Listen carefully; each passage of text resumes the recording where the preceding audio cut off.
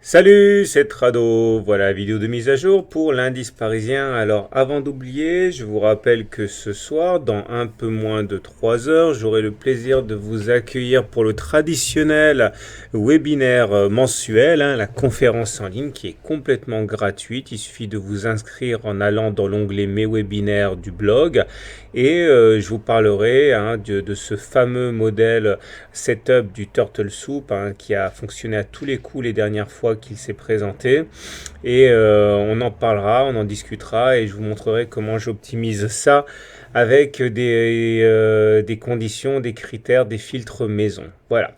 Alors revenons à notre CAC national et bon, voilà clairement ce que moi j'avais dit. J'avais dit que étant donné qu'on avait fait un rami baissier doublé d'un three inside down, j'envisageais aujourd'hui que l'on aille tester le gap ici.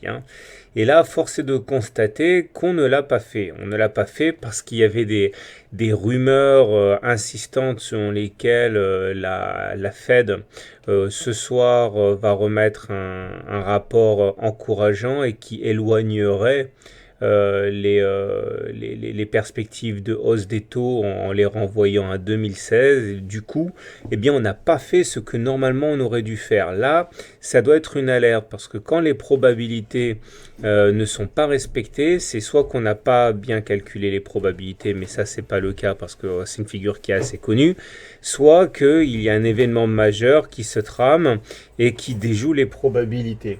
Je pense que en creux, si on n'a pas respecté les probabilités, ça signifie justement que les marchés veulent monter. Alors justement, ce qui est intéressant, c'est qu'il y a plein de raisons pour lesquelles normalement on devrait stagner.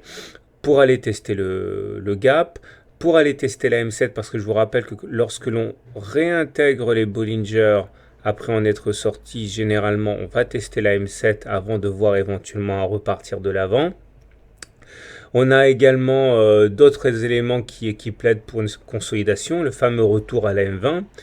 Et quand on ne respecte pas les probabilités, quand le marché veut vraiment aller contre les probabilités, parfois il faut simplement accepter que ce soit le cas. Donc de deux choses l'une, soit effectivement les rapports, le rapport de la Fed est vraiment très encourageant pour les intervenants et on va partir de l'avant et c'est même pas la peine de réfléchir à combler le gap, etc., aller chercher la M7 et la M20, soit effectivement eh bien la teneur du rapport n'est pas aussi encourageante que ce à quoi s'attendaient les intervenants et dans ce cas on va aller chercher la M7, etc.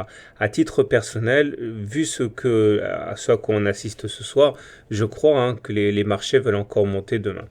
Alors les indicateurs techniques nous apportent pas grand chose de neuf. Le stochastique est toujours dans sa zone de surachat. Je vous rappelle que quand un indicateur est en zone de surachat, je sais que je me répète, mais si vous vous amusez à vendre à découvert alors que vous avez le stochastique ou le CCI qui est en surachat, faut vraiment savoir à quoi vous jouez.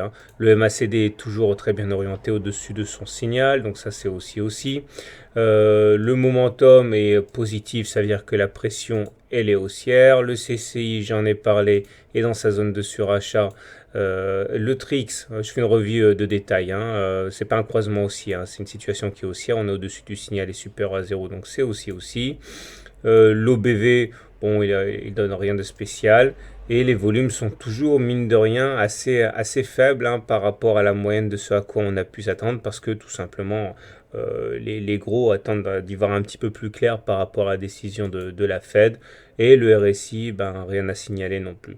Donc globalement, on l'a dit, c'est haussier, c'est pas la question. Ce qui m'étonne, c'est le fait que le rebond technique ait eu lieu dès aujourd'hui et de manière un petit peu précoce. Et il ne me reste plus qu'à vous dire à tout à l'heure pour le webinaire et à demain pour les autres.